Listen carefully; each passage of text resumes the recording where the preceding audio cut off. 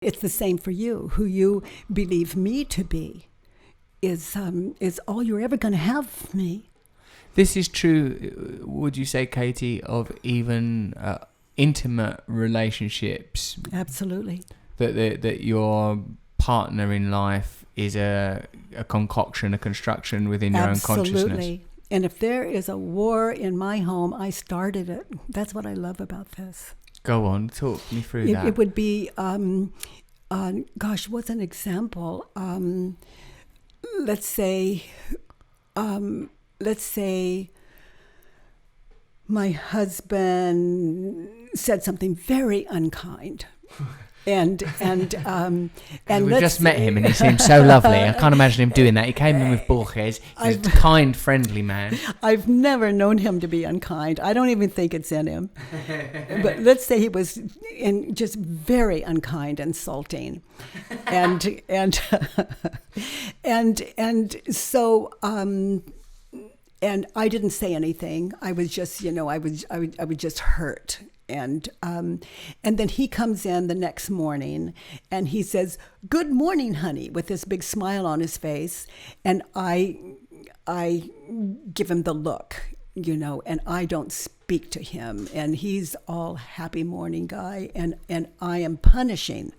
Okay. So why am I punishing him? In my mind's eye, I see the Stephen of yesterday. I see yesterday's Stephen. Yes. Now, am I punishing the right man? No. This guy's innocent. Yes. He's just come in. So, yes. Do you... So, I mean, that's insane. Yeah, it is. And that hurts me. And guilt, I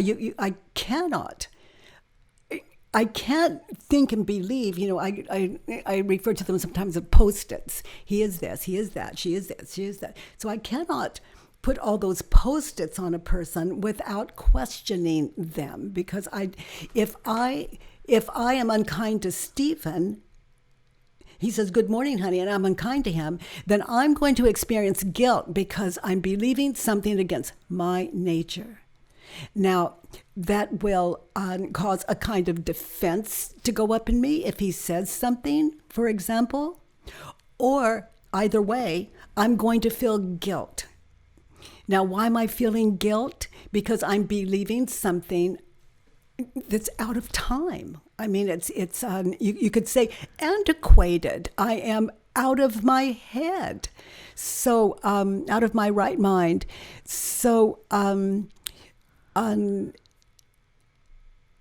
If I say or do anything toward another human being, let's say toward Stephen that morning, I'm going to feel guilt. And when you talk about 12-step programs, guilt is the food that addiction feeds on. We cannot get away with it. Guilt, what do you do with it? What do you do with it? Human beings don't know what to do with it. We don't all know what to do with it. But I can identify what I'm thinking and believing about Stephen, and I can sit in myself and meditate in that situation where I did the thing I feel guilty over, and then see what comes of it. And I can go back when I'm of right mind, which it does. It clears up. If our mind is really open to what's true and what's not. And then I can go back and I can simply say, if I mean it, and it's integrity, so I do. I really look to myself. So I can say, sweetheart, the way I looked at you this morning and I was short with you, and I want to apologize for that. I'm really sorry. And he doesn't say, "What are you sorry?" I mean, it's really not about him, is it? It's about me just saying out loud as a way. It's how the mind works for me to get it into my cells. That's why forgiveness is the ultimate healer. Yes. These both of the systems similarly are within the 12-step philosophy, step 8 is about forgiveness, being willing to own your own part in any resentment that you have. Step 10 is remaining continually present and continuing to inventory when you stray.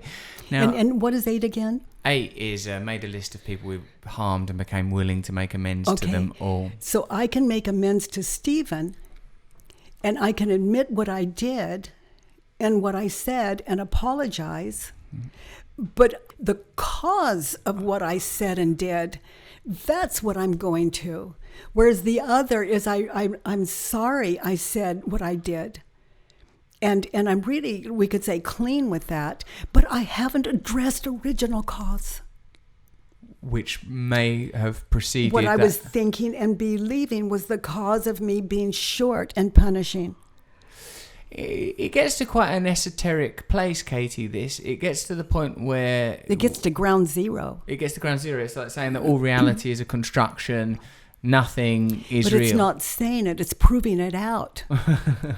If it can be proven, and that's up to each of us individually if we look into the practice. You're right, because we are all a point of attention in limitless consciousness. So you're right, we're all individually going to have to interface with this idea. Yeah. But thanks for watching this podcast and going all the way to the end of it. Would you just kind of to click the bell? Might not be there, could be over there. And subscribing so that we can infiltrate your serenity and peace of mind with jangling bells and buzzes. Thank you.